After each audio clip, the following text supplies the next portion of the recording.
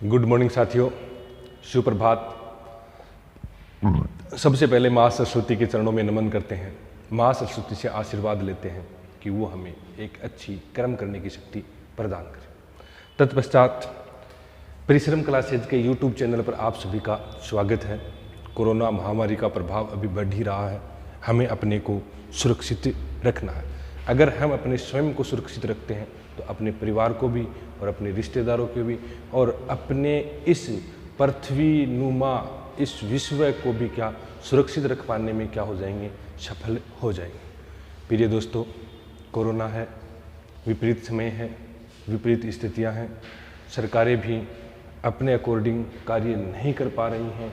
इस कोरोना महामारी को, विश्व को एक छोटे से समूह में लाकर रख दिया है। हम पिछले 2-4 दिनों से देख रहे हैं कि कुछ वैश्विक समस्याएं भी पनप रही हैं, जैसे भारत चीन के मध्य भी कई प्रकार की झड़पें हो रही हैं। इधर पाकिस्तान भी घात लगा के बैठा रहता है, उधर अमेरिका भी अंतर्राष्ट्रीय स्तर पर अनेक प्रकार के हथकंडे अपनाने का प्रयास कर रहा है।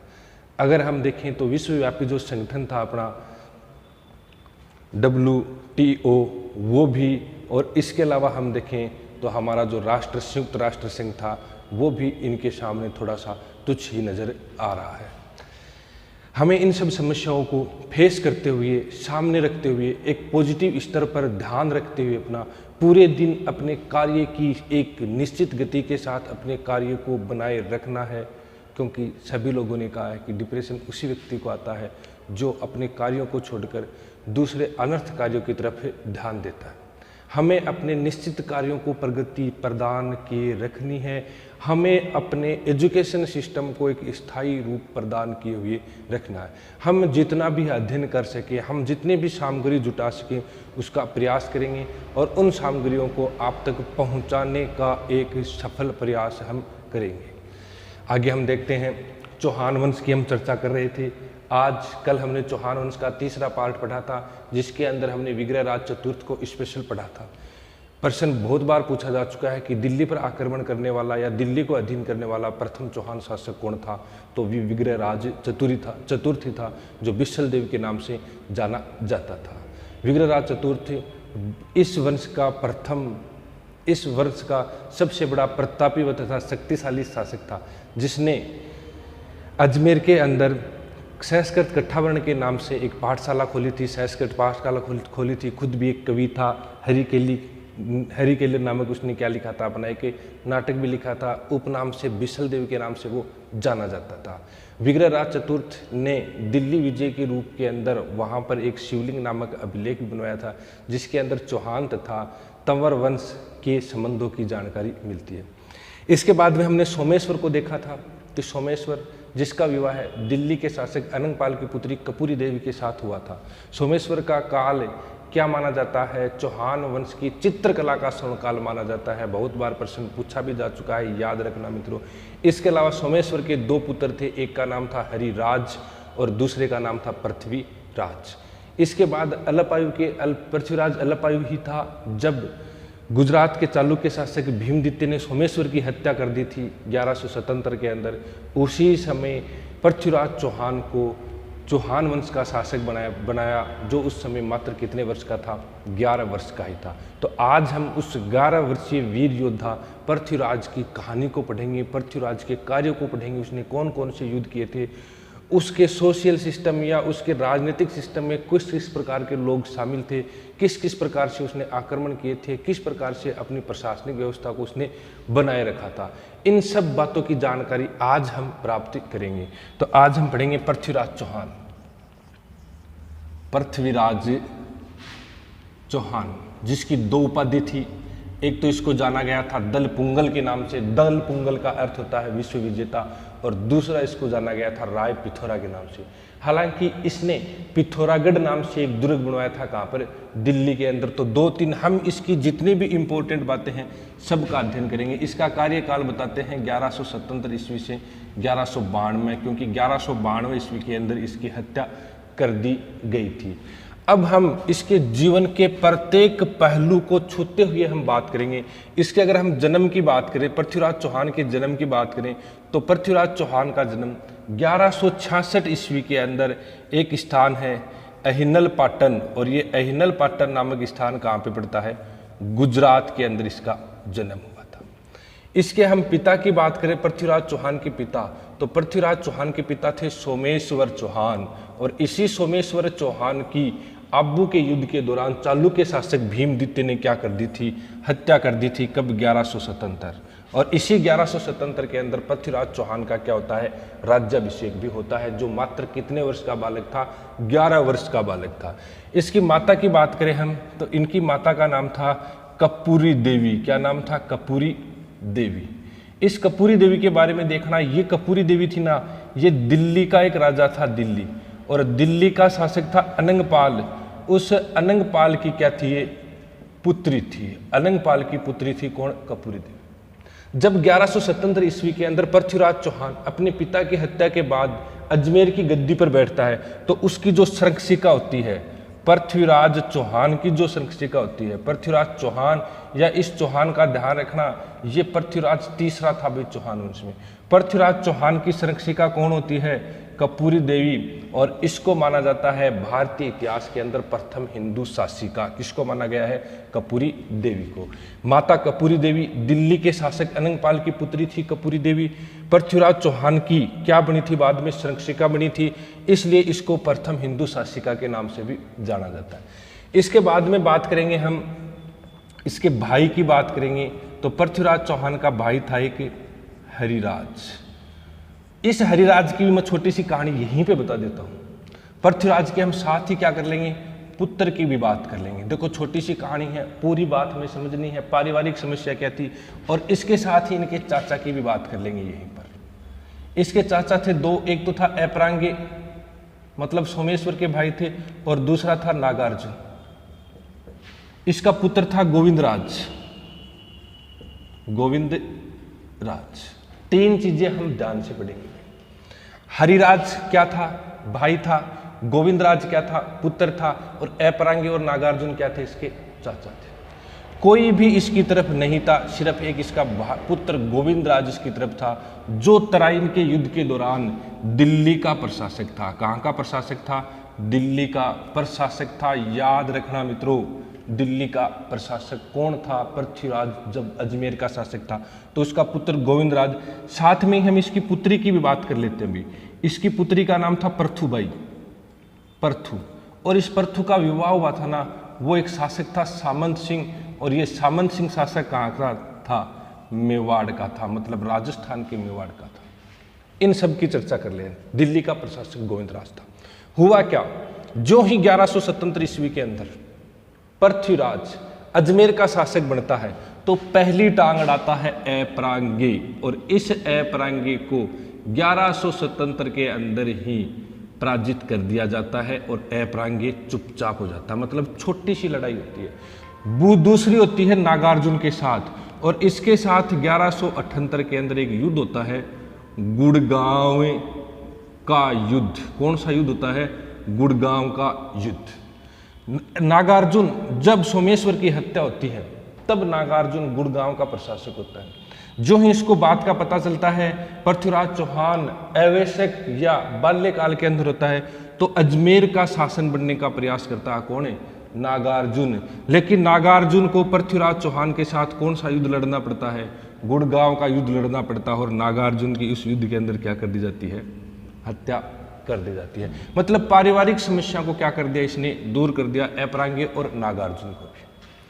अब बात आती है इस हरिराज की। ये हरिराज समस्या कब पैदा करता है? वो तो शुरुआत में करते हैं, हरिराज लास्ट के अंदर करता है। और हरिराज समस्या उत्पन्न कब करता है? 1192 के अंदर। 1192 के अंदर जब पृथ्वीराज युद्ध हार चुका होता है और पृथ्वीराज की हत्या कर दी जाती है, उस समय अजमेर का शासक किसको घोषित करते हैं? गोविंदराज को। लेकिन यहाँ पे आता है हरिराज, और इस गोविंदराज को यहाँ से निकाल देता है अजमेर से, और तब इस गोविंदराज को अजमेर छोड़कर कहाँ पे जाना पड़ता है? रणथंभौर जाना पड़ता है। कहाँ पर? रणथंभौर जाना पड़ता है। और रणथंभौर के चौहानों का जो संस्थापक होता है, वो पृथ्वीराज चौहान का पुत्र कौन होता है? गोविंदराज। अगर पूछ भी लें कि 1192 के त्राइन के युद्ध के बाद अजमेर का शासक कौन बना था या अजमेर के चौहानों का शासक कौन बना था, हरिराज, और उसका पुत्र को हरिराज ने कहाँ निकाल दिया था, रणथंभौर निकाल दिया था, और अपने परिवार के साथ वो कहाँ पे, रणथंभौर, और रणथंभौर में चौहान वंश की नींव रखता है। ये तो थी इनकी एक पारिवारिक जो शुरुआत से लेकर लास्ट तक थी। थोड़ा सा ध्यान रखना, दोबारा देखो, जन्म 1166 ईस्वी अहिनल पाटन स्थान गुजरात के अंदर हुआ था। पिता सोमेश्वर था जिसकी 1177 के अंदर भीम शासक चालुक्य द्वितीय द्वारा क्या कर दी जाती है, चालुक्य शासक भीमद्वितीय द्वारा हत्या की जाती है। माता कौन होती है, कपूरी देवी, दिल्ली के शासक अनंगपाल की क्या होती है, पुत्री होती है, जो बाद में इसकी क्या बनती है, संरक्षिका। इसलिए दिल्ली या राजस्थान के अंदर चौहान वंश के मान लो या भारत की प्रथम हिंदू शासिका भी किसको कहा जाता है, कपूरी देवी। भाई हरिराज था जिसने पृथ्वीराज चौहान की मृत्यु के बाद अजमेर पर अधिकार कर लिया था और गोविंदराज को यहाँ से निकाल दिया था। पुत्र गोविंदराज था जो दिल्ली का प्रशासक था उस समय, बाद में युद्ध के अंदर अपने पिता की भरसक सहायता की, लेकिन पिता की हत्या के बाद अजमेर का प्रशासन इसको नहीं मिला और ये कहाँ पे चला गया था, रणथंभौर। बहन प्रथु थी जिसका पति सामंत सिंह मेवाड़ का शासक था, त्राइन के द्वितीय युद्ध के अंदर काम आया। काम आने का मतलब क्या हो गया था, शहीद हो गया। अगर पूछ लें कि अजमेर के या त्राइन के द्वितीय युद्ध के अंदर मेवाड़ के कौन से शासक ने भाग लिया था, तो मेवाड़ के सामंत सिंह ने भाग लिया था, जिसकी वहाँ पर क्या हो गई थी, मृत्यु भी हो गई थी। चाचा कौन थे, ऐपरांगे और नागार्जुन। सर्वप्रथम ऐपरांगे को पराजित किया जाता है और 1178 के अंदर गुड़गांव का युद्ध होता है जिसके अंदर चाचा नागार्जुन की भी हत्या की जाती है। इस प्रकार प्रारंभिक कठिनाइयों का सामना करते हुए एक कुशल शासक बन जाता है कौन, पृथ्वीराज। देखो, जब इस नागार्जुन की 1178 के अंदर हत्या होती है ना, तो ये तो देखो अपना अजमेर है, अजमेर के पास दिल्ली, दिल्ली के बाद में हम जम्मू हिमाचल की बात करें तो ये सतलज नदी है। इस सतलज नदी के पास एक जाति रहती थी, याद रखना भाई, भंडानक जाति। भंडानक जाति, ये भंडानक जाति भी पृथ्वीराज की कमजोरी को देखते हुए यहाँ गुड़गांव तक आ चुकी थी, मतलब दिल्ली के पास आ चुकी थी यहाँ से भंडानक जाति। इस भंडानक जाति का भी दमन किया था, याद रखना, कब, 1178 ईस्वी में। 1178 ईस्वी में इस भंडानक जाति का भी इसने क्या किया था, दमन किया था। प्रारंभिक समस्याएं क्या थी इसकी, बहुत ज्यादा थी। अभी तो हमने 2-4 बातें पढ़ी इसकी फैमिली के बारे में, और भी पढ़ेंगे। इसके सेनापति कौन थे, इसके मंत्री कौन थे, इसके संरक्षक कौन थे, इसके घोड़े का नाम था, इसके दरबार में कवि कौन कौन से रहते थे। मतलब पृथ्वीराज चौहान के बारे में हम किसी भी प्रकार की बात को छोड़ना उचित नहीं समझेंगे। पृथ्वीराज से रिलेटेड जितनी भी बातें हैं उन सब बातों का हम इसी वीडियो के अंदर अध्ययन करेंगे। इन सब बातों के अलावा बाहर से किसी प्रकार का कोई भी क्वेश्चन नहीं आएगा। अभी हमने उसकी प्रारंभिक, जब वो शासक बनता है अपने पिता की हत्या के बाद, शासक बनते ही उसकी माता क्या करती है, उसका भाई, उसका पुत्र क्या व्यवहार करता है, उसके भाई क्या व्यवहार करते हैं, किस प्रकार चौहान वंश जो अजमेर से था वो कहाँ पे चला गया था, रणथंभौर के अंदर चला गया था। इसके बाद में हम उसके सेनापतियों के बारे में पढ़ेंगे कि इसके सेनापति कौन कौन से थे, सेनापतियों के बारे में इसने और कौन कौन से युद्ध किए थे, इसके अलावा मोहम्मद गोरी के साथ इसका क्या संबंध था, किस प्रकार के युद्ध हुए थे, त्राइन के युद्ध हारने के पीछे इसका प्रमुख कारण क्या था। इसके अलावा इसके और भी पड़ोस के अंदर किस प्रकार के संबंध थे। इसके अलावा इसने अपने पिता की हत्या का बदला किस प्रकार लिया था। इन सब बातों का हम क्या करेंगे, अध्ययन करेंगे पृथ्वीराज चौहान। आगे हम चर्चा करेंगे कि मंत्री, इसका मंत्री था कदम्बवास। याद रखना भाई, मंत्री कौन था, कदम्बवास। इसके बाद में बात करेंगे कि इसका सेनापति या उसका चाचा भी था, उसका नाम था भुवने कम्मल। एक था खंडार, एक सेनापति का कार्य करता था इसका पुत्र गोविंदराज। ये तक है इसके सेनापति थे। इसके बाद में बात करेंगे हम इसका घोड़ा। इसका घोड़ा था जिसका नाम था नाट्यरंभा। नाट्यरंभा मतलब युद्ध भूमि के अंदर ही नृत्य करना शुरू कर देता था घोड़ा। इसके बाद में बात करेंगे हम इसकी उपाधि, कौन कौन सी उपाधि थी इसके पास। इसके पास एक तो उपाधि थी दल पुंगल, और दल पुंगल का अर्थ होता है विश्व विजेता। क्या अर्थ होता है, विश्व विजेता। और दल पुंगल के अलावा इसके पास दूसरी उपाधि थी राय पिथौरा। कौन सी उपाधि थी, राय पिथौरा। याद रखना, इसने दिल्ली के अंदर एक दुर्ग बनाया था जिसका नाम था पिथौरागढ़ दुर्ग, और ये पिथौरागढ़ दुर्ग इसने कहाँ पे बनाया था? दिल्ली के अंदर बनाया था। उपाधि दल पुंगल, जिसको विश्व विजेता के नाम से जाना जाता है, राय पिथौरा, और दिल्ली के अंदर इसने पिथौरागढ़ नामक क्या बनाया था? दुर्ग बनाया था। इसके बाद में इसके दरबारी लेखक और दरबारी लेखक में पहला कौन सा है? चंद्र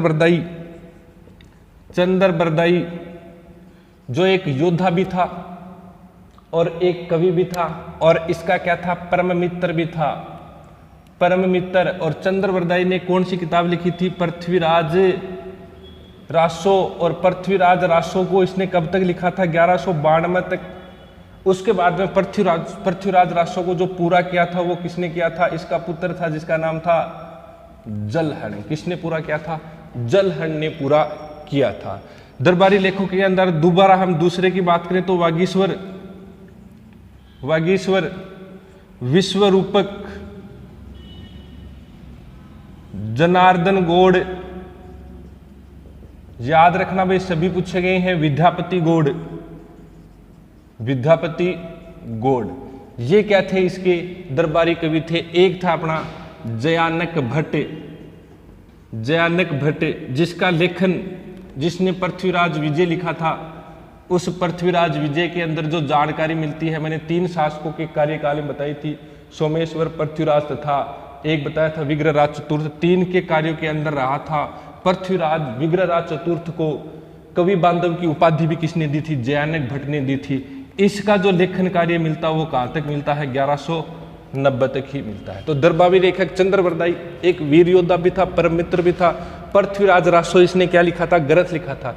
1192 ईस्वी में इसको पूरा नहीं हो सका, तो इसको पूरा किसने किया था? जलहण ने किया था। जयानक भट्ट, जिसने पृथ्वीराज विजय लिखी थी, 1190 तक की जानकारी मिलती है। जयानक भट्ट, विग्रहराज चतुर्थ, सोमेश्वर तथा पृथ्वीराज चौहान, 3 शासकों के काल के अंदर इसने कार्य किया था। वागीश्वर, विश्वरूपक, जनार्दन गौड़ तथा विद्यापति गौड़। उपाधि दल पुंगल, विश्व विजेता राय पिथौरा की थी।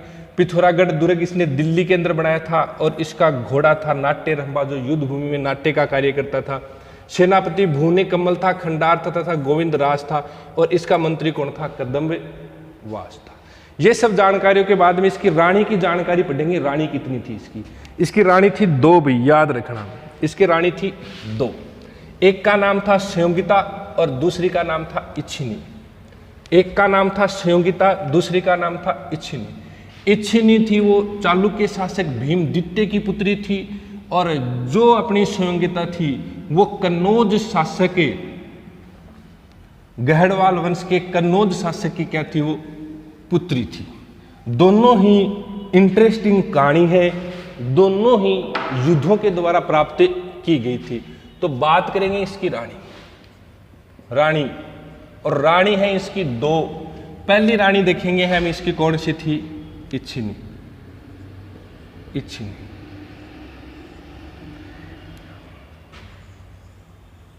अजमेर, और अजमेर में कौन? पृथ्वीराज चौहान। आबू यहां पे पड़ता है नागौर। आबू की राजकुमारी थी इच्छिनी, और यहां गुजरात का शासक था चालुक्य वंश का भीमदित्य। इसी भीमदित्य ने पृथ्वीराज चौहान के पिता की हत्या की थी। पहला कारण अपनी पिता की हत्या का बदला लेना, दूसरा कारण ये भीमदित्य इस इच्छिनी से विवाह करना चाहता था, और इच्छिनी की इच्छा के विरुद्ध विवाह करना चाहता था। इच्छिनी ने इसकी शिकायत किससे की? पृथ्वीराज चौहान से की। पृथ्वीराज चौहान ने नारी लज्जा को बचाने तथा अपने पिता की हत्या का बदला लेने के लिए 1178 के अंदर आक्रमण कर दिया भीमदित्य, और ये युद्ध था नागौर का युद्ध। कौन सा युद्ध था? नागौर का युद्ध। इस नागौर के युद्ध के अंदर भीमदित्य मारा गया तथा एक संधि हुई चालुक्यों के मध्य, नागौर की संधि। और इस संधि के पश्चात इस इच्छिनी से विवाह किसने कर लिया था? पृथ्वीराज चौहान ने कर लिया था। किसने कर लिया था? पृथ्वीराज चौहान ने इसके साथ क्या कर लिया था? विवाह कर लिया था। दूसरी इसकी रानी थी संयोगिता, और उस संयोगिता के साथ इसने जो विवाह किया था वो कौन सा विवाह था? गंधर्व विवाह है। मैं बता चुका हूं हिंदू समाज के अंदर 8 प्रकार के विवाह होते हैं, जिसमें से 4 प्रकार के विवाह अच्छे होते हैं और 4 प्रकार के विवाह बुरे होते हैं। जो गलत प्रकार के विवाह होते हैं उन्हीं के अंदर गंधर्व विवाह को शामिल किया गया है, और गंधर्व विवाह है यानी कि जो बुरे विवाह है उनके अंदर पहला गंधर्व विवाह है। बुरे विवाह में 3 इससे अलग ही कंडीशन के होते हैं। बुरे विवाह के अंदर भी सबसे अच्छा अगर किसी को माना गया है तो गंधर्व विवाह है। ये संयोगिता थी, ये कन्नौज का शासक था। कन्नौज शासक जो कौन से वंश का था? गहड़वाल वंश का था। उसकी क्या थी? ये पुत्री थी। और इधर ये जो गहड़वाल शासक था और ये पृथ्वीराज चौहान था, ये दोनों क्या थे? मौसेरे भाई थे। बात ये हुई, मूल रूप से पहली बात तो ये बताते हैं कि उस समय संपूर्ण भारत के अंदर 2 ही राज्य ऐसे थे जो भारत को अपने अधीन करने की ताकत रखते थे। एक तो था राजस्थान का चौहान और दूसरा था यूपी का गहड़वाल। इस गहड़वाल का नेतृत्व कर रहा था जयचंद और चौहान का कर रहा था पृथ्वीराज। ध्यान से समझना भाई, संयोगिता गंधर्व विवाह है। संयोगिता थी कन्नौज के शासक जयचंद गहड़वाल की पुत्री थी, और दूसरी बात चौहान व गहड़वाल यानी कि पृथ्वीराज व जयचंद दोनों क्या थे? मौसेरे भाई थे। मतलब दोनों का ननिहाल कहां पे था? दिल्ली। और दिल्ली में कौन था? तंवर शासक थे जो पृथ्वीराज चौहान की बातों को मानते थे।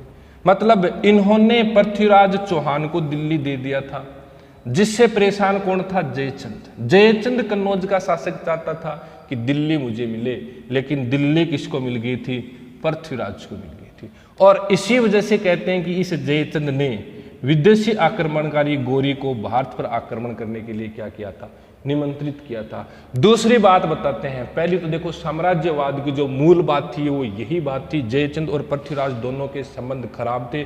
खराब दोनों के संबंध दिल्ली के कारण ही थे, क्योंकि उस समय संपूर्ण भारत में 2 ही वंश या 2 ही ताकत ऐसी हुआ करती थी जो संपूर्ण भारत पर अपना अधिकार रखने का दम रखती थी। इसमें एक चौहान था, दूसरा गहड़वाल था। जिसको दिल्ली मिल गई वो ही ताकतवर। दिल्ली किसको मिल गई? पृथ्वीराज को। तो ताकतवर कौन हो गया? पृथ्वीराज। और पृथ्वीराज की ताकत को कम करने के लिए तथा दिल्ली को अपने आधिपत्य में करने के लिए जयचंद ने गौरी को आमंत्रित किया। सबसे प्रसिद्ध जो भी भारत का देशद्रोही माना गया वो किसको माना गया है? जयचंद को माना गया है। आज भी बड़े बड़े एग्जाम्पल के रूप में किसका नाम लिया जाता है? जयचंद का नाम लिया जाता है। और इसकी पुत्री संयोगिता के साथ इसने क्या किया था? प्रेम विवाह किया था। तो 2 रानियां थी, संयोगिता थी और दूसरी इच्छिनी थी। जयचंद के साथ संबंध खराब थे और दूसरी इच्छिनी आबू के कारण प्राप्त की थी। तो ये दोनों बात हमेशा आप ध्यान रखना। इसके बाद में इसके हम 2-3 युद्धों की बात करेंगे। पृथ्वीराज चौहान के 2-3 हम युद्धों की बात करेंगे, जो नॉर्मल युद्ध इसको करने पड़ेंगे। लास्ट में हम मोहम्मद गोरी के साथ पढ़ेंगे। मोहम्मद गोरी को तो बुला ही लिया। विवाह के कारण जो समस्या आई थी किस किस के मध्य? कन्नौज के शासक जयचंद गहड़वाल के मध्य और पृथ्वीराज के मध्य जो मूल समस्या थी वो ही तराइन के युद्धों का कारण बनी थी। और दूसरा कारण बती थी, वो दूसरा कारण था वो मैं आपको बाद में बता दूंगा कि कौन सा कारण बना था। पहले हम बात करें, प्रमुख युद्ध की बात करें तो एक हुआ था पाहोबा का युद्ध। पाहोबा का युद्ध, और ये पाहोबा का युद्ध हुआ था 1182 ईस्वी के अंदर। पाहोबा का युद्ध होने का प्रमुख कारण मैं बता दूं, एमपी के अंदर एक चंदेल शासक था और उस चंदेल शासक का नाम था परमार्दी देव। इस परमार्दी देव के 2 सेनापति थे, जिसका नाम था आल्हा और उदल। इधर दूसरा अपना अजमेर का शासक था पृथ्वीराज चौहान। इसका सेनापति एक तो गोविंदराज था, इसका पुत्र, और दूसरा था इसका खंडार था। दूसरा कौन था? खंडार था। समस्या क्या हुई दोनों के मध्य? ये देखना भाई हमें। ये अपना राजस्थान, ये यहाँ पर चौहान वंश, यहाँ पे ये क्या पड़ता है? एमपी, और ये यहाँ के क्या पड़ता है? दिल्ली। न तो एमपी के इसको अच्छा लगता था कि दिल्ली और चौहानों के संपर्क हों, न यूपी के कन्नौज के जयचंद को अच्छा लगता था कि इनके संबंध हो। दिल्ली से एक बार पृथ्वीराज चौहान की सेना कहाँ पे जा रही थी? अजमेर जा रही थी। तो इस परमारजी देव चंदेल ने इसकी सेना को यहाँ से खदेड़ने का कार्य किया और उसी कारण के लेकर इस एमपी के शासक परमारजी देव चंदेल तथा चौहानों के मध्य युद्ध हुआ। और वो युद्ध हुआ, वो स्थान कौन सा था? नारायणा। और ये नारायणा नामक स्थान कहाँ पे पड़ता है? भरतपुर के अंदर पड़ता है। कहाँ पे पड़ता है? भरतपुर के अंदर पड़ता है। दोनों के मध्य युद्ध हुआ, आल्हा और उद्दल मारे गए थे। कहते हैं कि इस युद्ध के अंदर इस जयचंद ने भी अप्रत्यक्ष रूप से इसकी मदद की थी, हालांकि खुद तो नहीं आया, लेकिन एमपी यानी कि परमारजी देव की मदद हेतु सेना भेजी थी। हुआ देखो क्या था कि पहले इन परमारजी देव और आल्हा और उद्दल के अंदर गड़बड़ हो गई थी। कहते हैं कि ये बड़े ही वीर योद्धा थे, दो दीपक थे, दोनों ही भाई थे। कहते हैं कि किसी बात को लेकर परमारजी देव के साथ इनके संबंध खराब हो गए और ये दोनों ही इसको छोड़कर कहाँ पर? जयचंद के पास चले जाते हैं। बाद में बात क्या होती है कि जो ही युद्ध की संभावना बढ़ती है परमारजी देव और चौहान वंश के बीच, तो कहते हैं ये इनको वापस बुलाता है और ये वापस बुलाता है तो इसकी सहायता करने के लिए साथ जयचंद की सेना भी आती है। तो अगर पूछ लें कि इस पाहोबा के युद्ध के अंदर जो नारायणा भरतपुर के अंदर लड़ा गया, जिसके अंदर पृथ्वीराज चौहान विजय बना था, इस युद्ध के दौरान अप्रत्यक्ष रूप से परमारजी देव की मदद किसने की थी? जयचंद ने की थी। और इसके दो वीर सेनापति मारे गए, नाम पूछे जाते हैं कौन कौन थे? आल्हा और उद्दल थे। दोनों ही क्या हो गए थे? शहीद हो गए थे। ये तो नॉर्मल सी पढ़ ली हमने, नागार्जुन के साथ पाहोबा का युद्ध, भीम शासक चालुक्य के साथ युद्ध, जयचंद के साथ संबंध, बाकी पारिवारिक क्या क्या था, ये सब तो हमने देख लिया पृथ्वीराज चौहान का। अब हम गौरी के साथ देखेंगे, गौरी के साथ इसका क्या लफड़ा था, गौरी के साथ क्या हुआ था, कैसा था गौरी? सिर्फ एक आक्रमणकारी था गौरी, जिसका प्रमुख उद्देश्य गजनी का शासक था, जिसका प्रमुख उद्देश्य क्या था? भारत को लूटना था। कहते हैं कि गौरी 1172 ईस्वी के अंदर गजनी का शासक बना था और उसने सर्वप्रथम जो अपना ये भारत मानते हैं हम भाई पूरा का पूरा, और भारत में ये राजस्थान मानते हैं। कहते हैं कि इस स्थान का 1172 के अंदर गौरी क्या बना था? शासक बना था। गौरी शासक बन गया था और गौरी शासक बनने के बाद में इसने 1175 के अंदर जो मुल्तान उस मुल्तान पर अधिकार कर लिया था, वर्तमान में पाकिस्तान में पड़ता है। फिर उसके कदम आगे बढ़े इस मुल्तान पे, यहाँ पे फिर इसके कदम क्या है कि आगे बढ़े और आगे इसके कदम बढ़े तो ये पंजाब के क्षेत्र में आ गया और पंजाब के 1188-89 के अंदर भटिंडा के अंदर एक दुर्ग है, उस भटिंडा का दुर्ग है सरहिंद का दुर्ग। उस सरहिंद के दुर्ग पर इसने क्या कर लिया था? अधिकार कर लिया था। कहते हैं कि इस प्रकार गौरी का वर्चस्व बढ़ता जा रहा था और इसी समय क्या हुआ? कन्नौज का जो शासक था ना, कन्नौज का शासक, उसने भी गौरी को आमंत्रित कर लिया कि आप किस पर आक्रमण कर दो? चौहान वंश के ऊपर आक्रमण कर दो। इससे पहले क्या होता है, ये जो पृथ्वीराज चौहान होता है ना, दो कारण बन गया। पहला तो कन्नौज का शासक बुला लिया, पृथ्वीराज चौहान होता है ना, पृथ्वीराज चौहान, ये पृथ्वीराज चौहान 1189 में ही इस सरहिंद के दुर्ग पर वापस अधिकार कर लेता है। जिस पर 1189 में पहले मोहम्मद गौरी ने अधिकार किया, उसी सरहिंद के दुर्ग पर पृथ्वीराज चौहान भी वापस अधिकार कर लेता है। दो कारण बन जाते हैं, कन्नौज के शासक के द्वारा बुलाना और दूसरा सरहिंद के दुर्ग को लेकर आपस में लड़ाई होना, और दोनों ही कारणों के बावजूद होता है तराइन का प्रथम युद्ध। तराइन का प्रथम युद्ध, और ये तराइन का प्रथम युद्ध होता है 1191 ईस्वी में। स्थान होता है करनाल, और ये करनाल कहाँ पे पड़ता है? हिसार के अंदर पड़ता है। इधर पृथ्वीराज की तरफ से जो सेनापति होते हैं, एक तो खंडार होता है, एक गोविंदराज होता है, एक इसका बहनोई मेवाड़ का शासक सामंत सिंह होता है। इधर जो मोहम्मद गौरी के सेनापति होते हैं, उसके अंदर एक तो कुबाचा होता है, एक येलदोज होता है, एक यलदोज के अलावा बख्तियार काकी होता है, बख्तियार काकी के अलावा एक ऐबक होता है, ये सब साथ में आते हैं। और इस करनाल हिसार के अंदर तराइन का प्रथम युद्ध होता है, जिसके अंदर विजेता कौन होता है? पृथ्वीराज चौहान। मोहम्मद गोरी हार जाता है और मोहम्मद गोरी वापस लौट जाता है यहाँ से। कहते हैं कि कुछ समय तक पीछे पृथ्वीराज चौहान की सेना दौड़ी थी, लेकिन वीर योद्धाओं के मुंह पर या मस्तक पर किसी को पीछे से वार करके मारना अच्छा नहीं लगता। और तराइन के युद्ध के अंदर जीतने के पश्चात भारत का शासक कौन घोषित हो जाता है? पृथ्वीराज चौहान घोषित हो जाता है। दिल्ली तो पहले ही अधिकार में थी, विदेशी आक्रमणकारी को भी पराजित कर दिया। इधर ये कन्नौज था, कन्नौज इसका भी कोई मैटर नहीं रहा। एमपी के लोगों को भी पराजित कर दिया था, चालुक्यों को भी पराजित कर दिया था, पूरा राजस्थान अपने अधिकार था, सरहिंद का दुर्ग भी।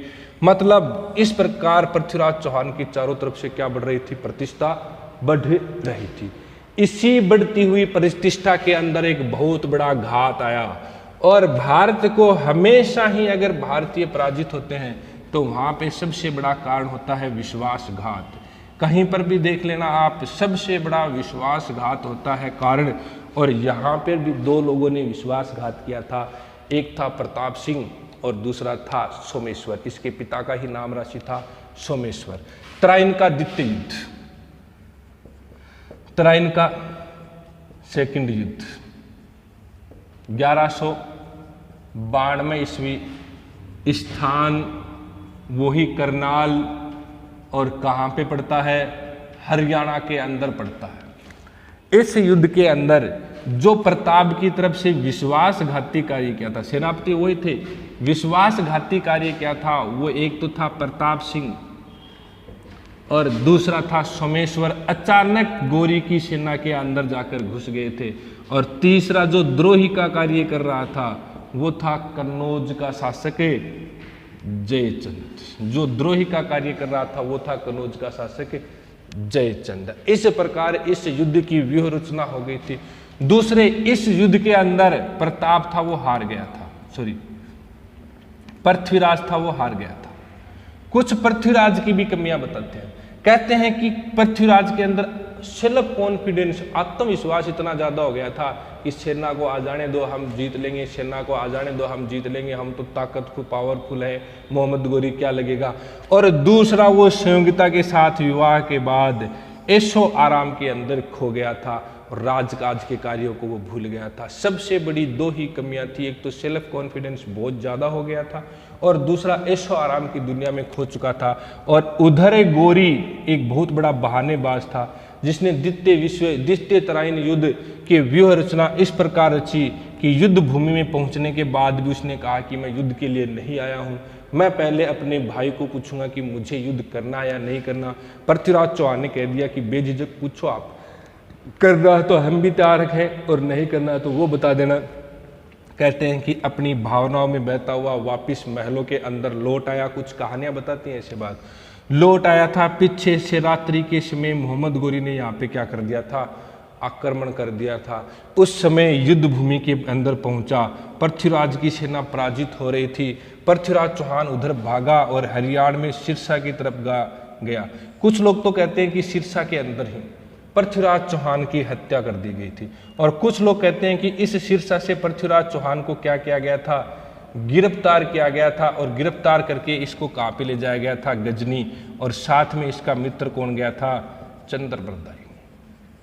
कहते हैं कि वहां पे जाने के बाद इसकी दोनों आंखें फोड़ दी गई। पृथ्वीराज रासोई कहता है, सिर्फ पृथ्वीराज रासोई ये बात कहता है, दोनों आंखें जब इसकी फोड़ दी गई थी तब इस चंद्रबरदाई ने कहा कि मेरे मित्र का आज भी एक सबसे बड़ा गुण है, वो शब्द भेदी बाण चलाता है। क्या चलाता है वो? शब्द भेदी बाण चलाता है। आप अगर इस बात पर विश्वास नहीं करते तो वो शब्द भेदी बाण अभी भी चला सकता है। तो कहते हैं कि इस प्रकार कोई सिस्टम था। यहाँ पे राजा बैठा था मोहम्मद गोरी, यहाँ पे किसी प्रकार के पेड़ के ऊपर कोई जानवर बैठा था, और कहते हैं कि यहाँ पर बैठा था अपना पृथ्वीराज, और पृथ्वीराज के बाद पास में बैठा था कौन? चंद्रबरदाई। शब्द भेदी बाण की जो ही चर्चा लगी, यहाँ पे बैठा था सुल्तान। सुल्तान ने कहा कि जरूर अजमाएंगे, इस पक्षी की आवाज़ के ऊपर इसको तीर लगाना है। चंद्रबरदाई को बोले आप कहोगे पंछी की आवाज़ आएगी, उसके ऊपर तीर लगाना है।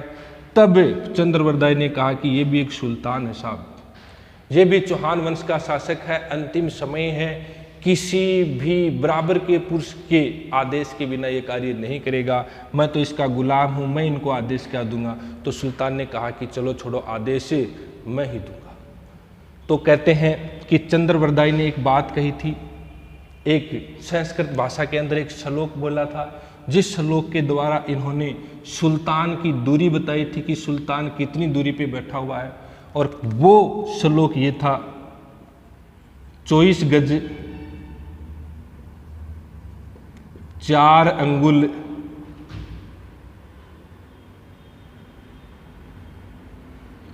4 बांस 24 गज 8 अंगुल प्रमाण, 8 अंगुल प्रमाण। इधर देखते हुए 4 बांस 24 गज 8 अंगुल प्रमाण, ता ऊपर सुल्तान मत चुके चौहान। कहते हैं कि ये जो 4 बांस 24 गज 8 अंगुल प्रमाण की 4 बांस की दूरी पर 24 गज की हाइट के ऊपर और 8 अंगुल के एक सिंहासन पर कौन बैठा है? सुल्तान बैठा है। जो ही ये बताई पृथ्वीराज चौहान ने तीर लगाया, सुल्तान यहीं पर मारा गया, मतलब मोहम्मद गोरी यहीं पर मारा गया। और कहते हैं कि इन दोनों मित्रों ने आपस के अंदर कटार घोंप कर क्या कर ली थी? आत्महत्या कर ली थी। लेकिन ये बात सिर्फ कौन कहता है? पृथ्वीराज रासोई कहता है। हालांकि सुल्तान की मृत्यु के बारे में भी अफसोस मिलते हैं कि ये अजमेर का शासक अपने परमदास कुतुबुद्दीन ऐबक या अपने जवाई कुतुबुद्दीन ऐबक को दिल्ली का शासक घोषित करके और कहाँ पे वापस जा रहा था। ये है अपनी कौन सी नदी? झेलम नदी। और इस झेलम नदी के पास आते समय इसने एक जाति थी यहाँ की, खोखर जाति, उस खोखर जाति का दमन किया था। खोखर जाति बदला लेने के लिए बैठी थी। कहते हैं कि जा रहा था, बात है 1206 ईस्वी की, शाम की नमाज अदा कर रहा था। कौन सी? शाम की नमाज अदा कर रहा था। उसी नमाज अदा के दौरान खोखर जाति ने क्या घोंप कर, चाकू या खंजर घोंप कर इसकी क्या कर दी थी? हत्या कर दी थी। मतलब सुल्तान भी कहाँ वापस नहीं जा पाया था, अपने देश वापस नहीं पहुंच पाया था। 1206 ईस्वी के अंदर इसकी भी हत्या कर दी गई थी। और इसी के सेनापति कुतुबुद्दीन ऐबक ने भारत के अनुसार एक नए वंश की नींव या नए काल की नींव रखी थी, जिसका नाम था सल्तनत काल। और सल्तनत काल के अंदर 5 वंश हुए थे, जिसमें पहला वंश था कौन सा? गुलाम वंश। और गुलाम वंश का संस्थापक कौन था? कुतुबुद्दीन ऐबक ही था। ये हमने त्राइन का द्वितीय युद्ध पढ़ा था। उसके बाद में हमने पृथ्वीराज चौहान की हत्या के बारे में या उसके मर्डर के बारे में, या फिर हमने सुल्तान की हत्या के बारे में, पृथ्वीराज रासो क्या कहता है उसके बारे में हमने पढ़ लिया था। 1192 के त्राइन के युद्ध के बाद एक युद्ध और हुआ था, और वो ही युद्ध क्या था? अंतिम युद्ध था भारत के अंदर तुर्कों की सत्ता स्थापित होने का। ये तो प्रथम युद्ध था, और जो निर्णायक युद्ध था वो ही था। वो निर्णायक युद्ध देखो क्या था? वो हुआ था चंदावर का युद्ध। चंदावर का युद्ध।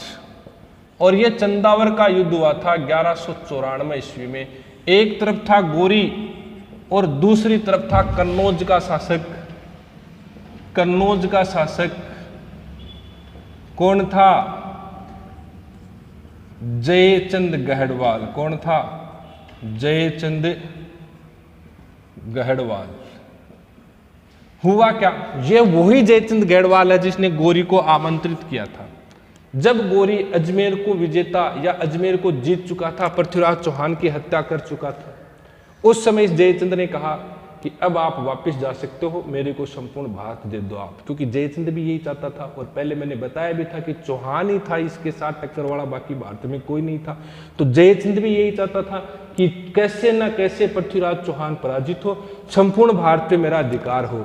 लेकिन इस फूट का फायदा उठाकर जयचंद और पृथ्वीराज गौरी ने पहले पृथ्वीराज को पराजित किया और बाद में संपूर्ण भारत को लूटने के उद्देश्य से, संपूर्ण भारत को अपने अधीन करने के उद्देश्य से, अपना चाहे मित्र मानो चाहे देशद्रोही मानो, जयचंद को चंदावर के युद्ध में पराजित कर दिया। इस प्रकार कन्नौज का शासक भी मारा गया और अजमेर का शासक भी मारा गया और भारत के ऊपर किसका अधिकार हो गया? मोहम्मद गौरी का। और इसी मोहम्मद गौरी का सेनापति था, उस सेनापति का नाम था कुतुबुद्दीन ऐबक, और उस सेनापति ने दिल्ली के ऊपर अधिकार कर लिया था। और दिल्ली के अंदर 1206 के अंदर एक नीम की वंश रखी थी, गुलाम वंश। और ये गुलाम वंश के बाद में 5 वंश आए थे और इनका कब तक था?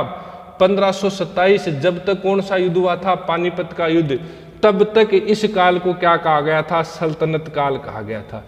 मतलब ये विदेशी थे। किसके वंशज थे ये? गुलाम वंश के लोगों के वंशज थे जिन्होंने भारत पर अधिकार किया था। अगर कन्नौज का शासक जयचंद गढ़वाल उस दिन देशद्रोह का कार्य नहीं करता तो ना तो कभी पृथ्वीराज चौहान हारता और ना कभी भारत के ऊपर गुलाम वंश यानी कि सल्तनत काल का अधिकार होता। मतलब आगे की रूपरेखा क्या होती? अलग ही होती। दिल्ली का अगर अंतिम हिंदू शासक भी पढ़ेंगे तो हम किसको पढ़ेंगे?